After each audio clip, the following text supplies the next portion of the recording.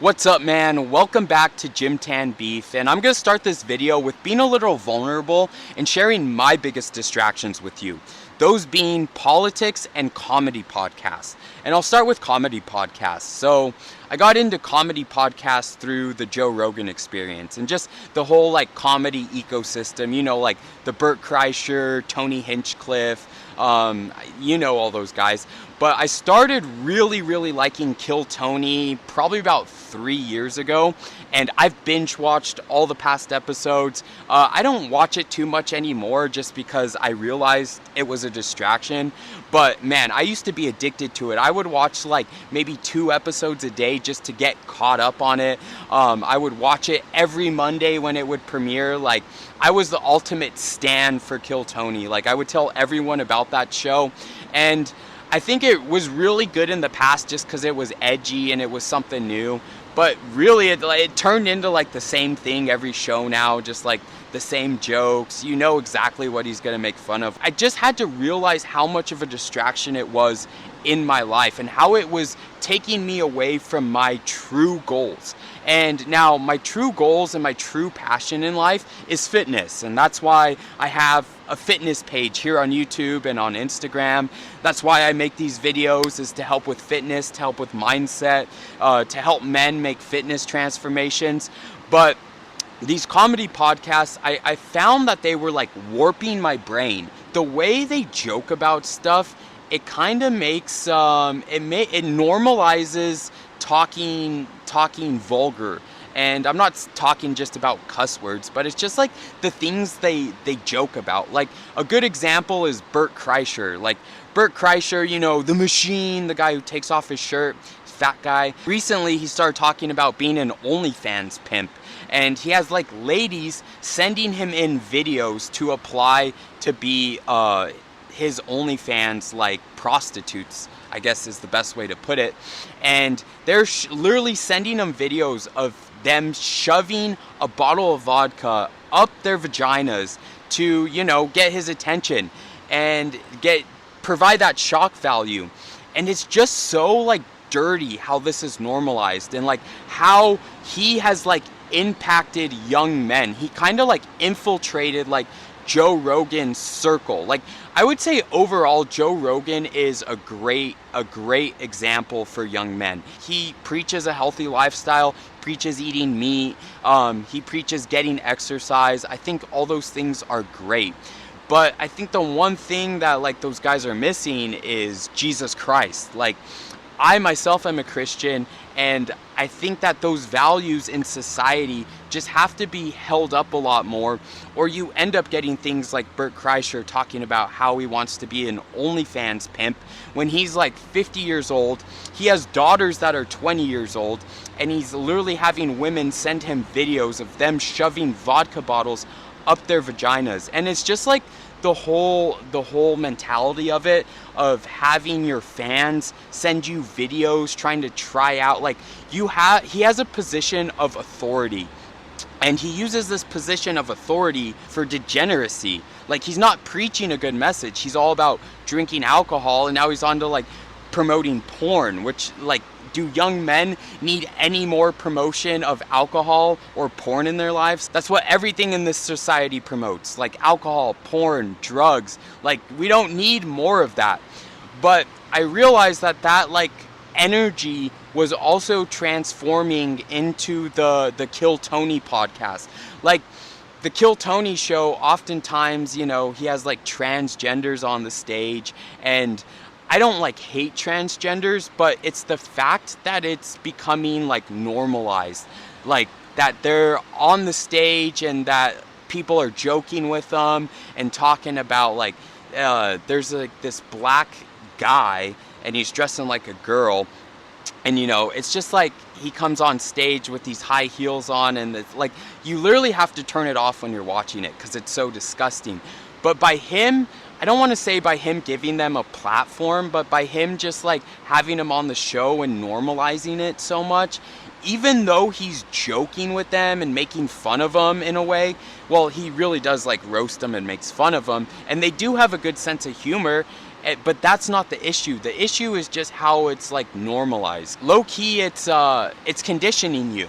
It's conditioning you to accept transgenders, because when you go out, you might not expect it, but you'll see a transgender in public and you'll think, well, they were on Kill Tony, and Kill Tony's cool, so you know what, I'm not worried about that, and we have to be worried about things like that, because that's when a society starts to collapse. And as a man, like, you have to stand up for what's right.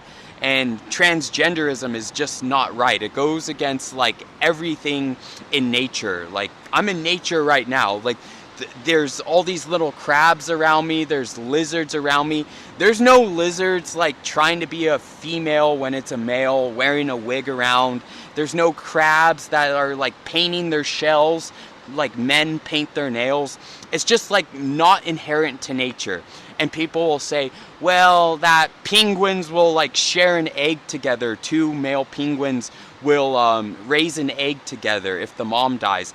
And how do you know that it's the same as like two gay guys? Like, it doesn't make sense. Like, you can't get into a penguin's brain and ask like, oh, are you guys having a sexual relationship? Do you guys love each other? It's just like these ways of science to cope. And again, they're conditioning you to normalize these things that go against nature. And that's what happens like with these comedy podcasts, is when they bring on these people and they talk about like transgenderism. A lot of people on that show have drug addictions. And like I was saying earlier, we don't need any more normalization of drug addictions and alcoholism in today's society. Because when young men are watching that, they're like, okay, like literally probably everyone on that show has some sort of like drug addiction. Not everyone, but a lot of people who go on Kill Tony have a drug addiction or have some drinking problem or just some crazy thing that's going on. And this normalizes drugs to young men. It normalizes drinking, because they're literally seeing all these guys come up on stage. Well, I have a problem with cocaine. Oh, I smoke weed all the time. Oh, I'm on shrooms right now. That's why my comedy stand-up wasn't good this time. And it normalizes it in your brain. Like, you might not think it is, but it is. It's like low-key in your subconscious telling you like, look, these guys are still able to get on a podcast that has millions of views. They're able to jumpstart a good career, or they're able to make money off of going on the stage on drugs. And that the thing is, it's just not a reality for everyone. A lot of kids, even me as of like 5 years ago, I had that mentality that like, oh, well, Seth Rogen smokes weed and he can be successful, so why can't I? And the thing is there are people out there who can smoke weed and be successful, like Snoop Dogg, Seth Rogen, Wiz Khalifa. They can do it. But the thing is that's the exception, not the norm. Like, what I found out about marijuana and me is marijuana like slows me down. It takes away my ambition. It takes away my drive. Like, it just like gives me brain fog. And I'm not totally against marijuana. Like, if you smoke once a month, then that's cool. Or like, if you go to California, you go to a dispensary one time since you're there, then I have no problem with that. And in fact, it's plant medicine, so it's better than alcohol in my opinion. It's just the way that they breed the THC plants these days. They're way too strong, and so it actually gets you addicted. And a lot of people will say that weed isn't addictive, but I think today weed is totally addictive. And not in the sense that like that you're gonna be like dependent on it or you can't quit weed. Well, actually that's not true, because one time I was smoking weed for like 2 months straight. And when I did stop smoking, I had night sweats, I couldn't sleep, I had headaches. So it's not even necessarily true that weed isn't addictive at all, because I wouldn't have night sweats if it wasn't addictive. And this is a great tie-in to the comedy podcast, is because 5 years ago when I did start watching Kill Tony, one of my favorite things to do would be smoke and then watch Kill Tony. It made it that much funnier. And even smoke and watch South Park. It just like, it makes it that much better. And what I came to realize when I stopped smoking was, if I have to smoke to watch it, is it even that good in the first place? And the answer is no. Like, if you have to add a drug or if you have to drink to watch something, then it's probably not that good in the first place. And these are things that you don't really realize in the moment because, well, at least I didn't realize in the moment because I was just like, I was living unintentionally. And I made a other YouTube video about this, but through living unintentionally, I was kind of just going with the motions. So like, I call it the NPC behavior, like, ooh, comedy podcast, like laughing at gay jokes, laughing at racist jokes. Like, don't get me wrong, I like a good racist joke every now and then. I like a good gay joke every now and then. But like, when it's just on and on, it's just like, okay, like, let's grow up. Let's talk about like health. Let's talk about being better men instead of just degeneracy. But it's just that like NPC behavior. And another thing you can compare it to is sports. Like, sports just allows people to turn off their brain and almost live through other people. Like, I've played sports in high school and I loved playing sports, but I was never really into watching sports because it's like, why give up so much time for someone who doesn't know who you are and doesn't care about you? Like, I'm not going to learn the quarterback of my football team's favorite toothpaste. And there's guys out there who do that. Like, I have people in my own family, they know more about their college's quarterback than they do about Jesus Christ or the Bible. And that's just like, it's so backwards. Like, it's such a distraction. And Emperor Nero in Rome before it fell, he literally said, give the people bread and circuses and they will never revolt. And like, what is a sports stadium other than a big circus? Like, in Rome, a circus just meant a coliseum. And what is literally sports? It's literally modern day gladiators giving us entertainment, and it distracts you. You're worried about what your college quarterback is doing. This kid is what, 20 years old, and if you're graduated from college, like, what stake do you have in that? Like, how is that benefiting your life? He doesn't know who you are. You should be worried about getting better yourself. You should be worried about going to the gym. Like, when you stand in front of your TV and you're like, oh, come on, should have done that, should have done this, oh, I would have done this. This is how you tackle. Like, what are you really saying? Like, if you were to be put on that field, you couldn't do half the shit that those kids do. Like, literally, you could not do half the shit those kids do. Like, you see it when people watch sports, at least I do. So many, like, are consumed by the game. It's like they're almost out there, like, imagining they're playing. And they live through these kids. I think that's more of what's happening, is that they're living through these kids. Like, they weren't good enough to play college football. They weren't good enough to go professional in football. So they're living through other people.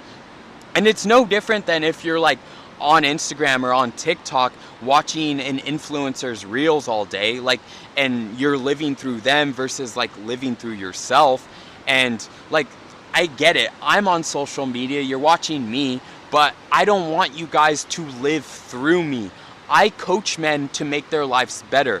I allow men to make fitness transformations to make their life better. I'm not trying to make your life worse. I'm not trying to distract you.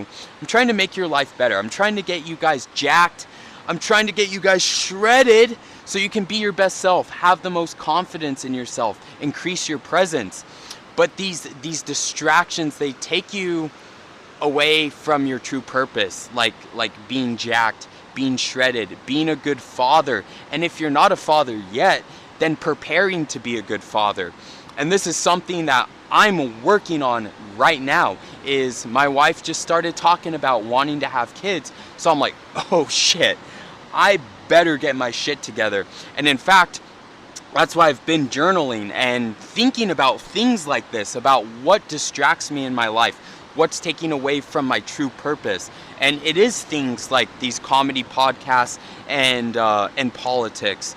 And I guess now is a great time to talk about politics. Now, I will say, I think it's important to be informed on politics. It's important to know what's happening. But the thing is it can't consume your whole life. And a great example of this within my life recently has been Candace Owens after Charlie Kirk's death. She's been doing her investigation on who really killed Charlie Kirk. And I think Charlie Kirk, when was he murdered? Like 2 months ago now? And she still has no idea who did it. And what I realized is through watching her shows every day is because literally I was addicted to it. I was like sucked in. I was like, oh yeah, we're going to find out who really did this. We're going to get to the bottom of this. Like, I can't wait to be on the breaking front end of who killed Charlie Kirk. Like, I would tune into Candace Owens episodes as soon as they would air. Like, let's see who really did it. Was it really them, if you know what I mean? I was tuning in every day. And after like fucking 5 days of her coverage, it was literally the same shit every day. Oh, well, it could have been a trap door under him. Oh, well, it could have been this. It could have been that. Like, it's all a distraction. It leads you around in circles. And I think like Nick Fuentes had the better approach on it. He's like, let's not worry about that. Let's worry about what we can do to our country. How can we fix our country? He's all about like, let's fix our country for us. Like, Charlie Kirk's gone. Like, God rest his soul, but unless we're actually going to get answers or someone's actually going to do real journalism, like, don't let it distract you. Because I wasted so much time watching those videos of the trajectories. Can't say that word, but watching different videos of the trajectories, watching like, did the mic explode? Did someone shoot from behind him? And like, obviously someone didn't shoot him with a 30-06. His head would have been blown off. So there's obviously a deeper story, and obviously someone killed him that was not the guy who they have in jail. But like, that's common sense. But the thing is if you get stuck on trying to find out, oh well, who really did it, and you use that as a cope or a distraction like I was, it's totally a waste of time. Because like, think about everything in US politics. Like, think about JFK. That story was bullshit from the beginning. I'm sure when JFK was shot, there was people like Candace Owens in his time saying like, oh well, this happened, like, let's get to the bottom of this, let's find out what really happened. I'm sure they were pulling out all this evidence right away. Maybe they weren't, but I'm sure there were some like outlets out there doing that reporting. But ultimately, we live in a world of NPCs, and people are just gonna like move on immediately. Like, most people don't care enough about politics to actually give a fuck and like actually go protest or go do what's needed to actually like make lasting change. And like, there's literally stats that show that 60% of the population make up their decision on who they're going to vote for president the week of the election. So the week of the election, more than half of the American people make up their mind on who they're going to vote for. Like, you already know like what these candidates stand for. Like, what are they determining between these two candidates the week before an election? It blows my mind. But again, these are NPCs who just go with the crowd. But like, you don't want to be the political NPC, because obviously I'm watching Candace Owens, so I lean further to the right. But I see the NPC-ness in politics too. Like, just like blindly standing up for the Republicans, saying, well, if the Republicans want it, I'm going to stand for it. You see that so much in like modern media, and just like with people you talk to, like at least boomers that I talk to, because most kids are pretty base these days, and they know what's going on in the world, and they know who really controls the world and the US government. But when you talk to boomers about this shit, they just repeat whatever's on Fox News, like literally whatever's on the Daily Wire, whatever Ben Shapiro says. Boomers are just repeating this. And so it's almost like a waste of your time is what I'm trying to get across, to get involved in politics. Like, there's been, like, does anything really change ever, no matter who you vote for? Like, literally, Trump right now, to me is just like Joe Biden. Like, Trump hasn't fixed the economy. He hasn't got us out of Ukraine. We're in Izzy, if you know what that means. We're in Izzy giving them money. We're practically in that war too. Like, we're in Ukraine, we're in Izzy, and now we might go to Venezuela, and we might attack there too. So the point I'm trying to make is, like, Trump is no different than Biden. And haven't we seen that, like, that, we've seen that pattern for what? Like, I'm 29, and I think I've remembered the first election was George Bush. George Bush got us into a bunch of wars. Then Obama comes along. Obama didn't take us out of wars. He just started droning people. Then Trump comes along. Yeah, his first term, we didn't have any new wars. But, like, look at him now. Like, Joe Biden got us into the Ukraine. We're in Izzy. And now Trump's just continuing it. So it's like, no matter who you vote for, you're going to get the same shit. Like, in politics, they say the same bird, just two different wings. And it's so true. Like, politicians are literally on each other's side. Like, I seriously think that sometimes after they go on a debate and they talk shit about each other, they go to a bar after or some private party and they're like, you see that shit? We totally tricked them. Like these guys are so fucking stupid, because literally nothing ever changes. Like, it doesn't matter. Like, Obama was supposed to be some big hope and change.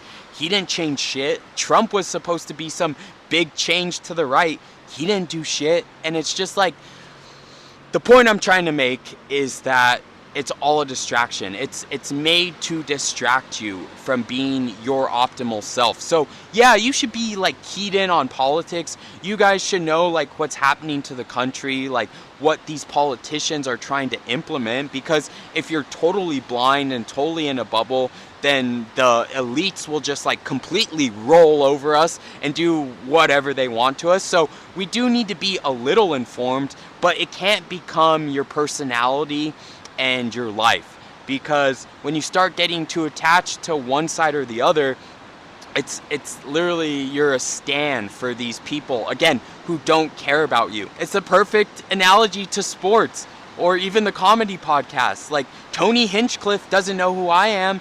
Quarterbacks for a football team don't know who I am. These politicians don't know who I am. And in fact, it's probably fucking worse, because you vote for, or we vote for these politicians. We pay their salaries. They're there to work for us, and still they don't give a fuck about us, and they don't care about us, and they don't know who we are. So they're probably worse. So you should probably honestly care the least about politics, or put the least amount of faith in your time in politics. Well, I have a hard time saying, like, sorry, I'm thinking through this on camera right now, because I have a hard time saying that you don't want to totally disregard politics, like I said, because then you'll just get run over by the government. What would be a good middle ground? That's what I'm trying to think of right now. What's a good middle ground to have? And I guess the best thing I can come up with is, you need enough to be informed of what's happening in the world, and then being able to go out and make a change. So yeah, if the Izzies control our government and the world, then what you need to do is, you need to go out and become your best self, so you don't get trampled over them. You need to go and work out, because think, if they control the world, then this world is pushing pornography, this world is pushing processed food, this world is pushing pharmaceutical drugs, this world is pushing laziness, this world is pushing the demasculinity of men. You need to go out and do the opposite. That's how you win. Yes, that is how we win. We're not going to win through the voting booth. Like, that shit doesn't work, obviously. Like I said a couple minutes ago, we're going to get the same thing every time. But how we win is becoming the best men that we can be. We have to make money. We have to be more masculine. We have to take care of ourselves so we are strong. Like, a physically strong man is what they don't want. A man that is masculine and has a mission and is making money is what they don't want. They want you in that 9 to 5, feeling hopeless, eating processed food, because that keeps you docile. That keeps you an NPC. And that's what they want, is keeping you an NPC. So how are you actually going to change your life to conquer these people? Go to the gym, get outside in nature, and eat some nutrient-dense food. Literally, gym, tan, beef. This is how we win. You have to go to the gym to build your body up. And even if you don't want to go like lift weights every day, I get it. Everyone doesn't want to go build their muscles. Some people like to go for a run. You like to go for a bike ride. But still, do that. Get active. Get out of the house and get outside in nature. Like, look how beautiful this all is. And this is all created by God. And the one thing that helps me being outside in nature so much, and that's what the tan means in Gym Tan Beef. It's more than just a skin tan. It means being outside in nature. I'm grounding right now. I have bare feet on the earth and I'm grounding, getting those negative ions through the earth. But one thing that nature really gets me in touch with is God, because God created all of this.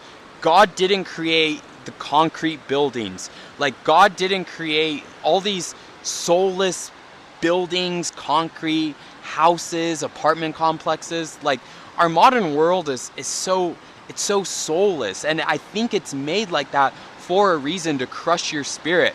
Again, so you are an NPC. Oh, I'm depressed by the buildings and all this concrete. I'll just eat processed food. I'll just stay inside so I don't have to go see all the ugliness. You can still find nature and find the beauty and God in it, but God will speak to you here, and he'll also be able to like tell you more of your true purpose. Because when you're outside in nature and you're not on your phone, then you're able to actually think your own thoughts. And a lot of like what these comedy shows are doing, to at least to me, or politics, is you're thinking other people's thoughts and you're not thinking for yourself.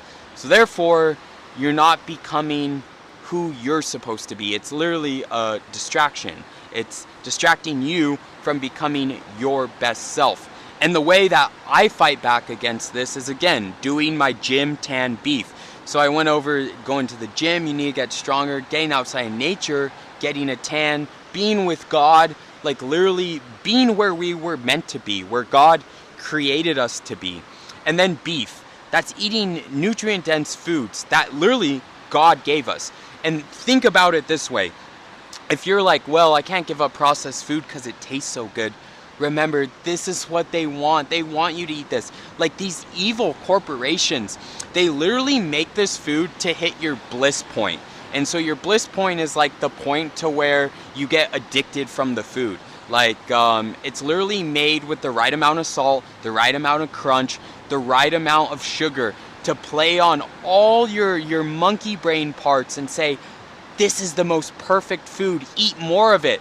Like all of that comes from nature. Like the crunch comes from nuts. Like if humans found nuts in nature, it was super rare. You would eat the nuts and crunch, crunch. Oh, that's good. Crunch equals good. That's why so much like fast food is so crunchy and full of fat, is because like things like that. Humans running across nuts in nature, which was super uncommon. Or honey. Humans running across a beehive, super uncommon. But you would get all this like super sugary thing from this beehive, and your body's like, yes, give me more, give me more. And that is still in our monkey brain today. Like when you eat a piece of candy, your body's like, yes, honey. Like that's all your body's thinking is like, good, honey, eat as much as possible. Or we're not gonna have honey for maybe months again. But that same thing doesn't apply to a candy bar. And the other thing that should inspire you is these corporations literally own all the food. Like I think it's 12 main companies own all the food in America, like PepsiCo, Coca-Cola, Unilever, what's the other one? Johnson & Johnson, and like there's Mars. All these companies own so many brands. Like if you turn to the back of most brands, most of them will be made by the like Johnson & Johnson, Unilever, Coca-Cola, Pepsi. Like you should know this. And if these people are evil enough to literally make money off of trying to addict you to food that has proven to be bad for you, food that has been proven to kill you earlier, They are putting their profits over your health. They rather make money, get you addicted to food that is bad for you because it makes them rich. Like, do you need any more? Do you need any more reason not to eat processed food? It's literally demonic. It's literally evil what they're doing. They are engineering food to make you addicted to it so they can make money while you shorten your life. And then that feeds into all the other systems. Then you go to a doctor. A doctor makes money through the pharmaceutical industry by offering you pills instead of an actual lifestyle change. Then the pharmaceutical industry gets a lifetime of money because then you're on pills the rest of your life. And there's another evil organization because they rather feed you petroleum pills than natural solutions. It's like, it's all tied into this evilness of the world. And I guess that ties back into politics. You should know enough to know the evil that's going on in the world, but you can't get consumed by it. You can't watch these Candace Owens expose videos every day like I was. You have to know what's happening. I have to know that Charlie Kirk wasn't really killed by who they have arrested, and then move on. Move on with my life. Realize that there's this evil in the world through the food companies, through the doctors, through the pharmaceutical companies. And how's the only way that I can fight back from this evil? Gym, tan, and beef. And I could go on and on about this forever, but I do offer more in-depth information in my one-on-one coaching. So if you're looking to make a fitness transformation, if you're looking to give the government the middle finger, if you're looking to give the politicians a middle finger, if you're looking just to like change your life and break out of these distractions, then you can schedule a one-on-one coaching qualification call with me in the description below. But if not, bro, go get outside, go eat some steak today, go get some exercise, get your gym tan beef in. And if you need some more motivation or information regarding health, then YouTube thinks that you'll like this video the most next. But please go watch this outside or while you're exercising or while you're eating a steak. That's all I had for you today. Gym tan beef out.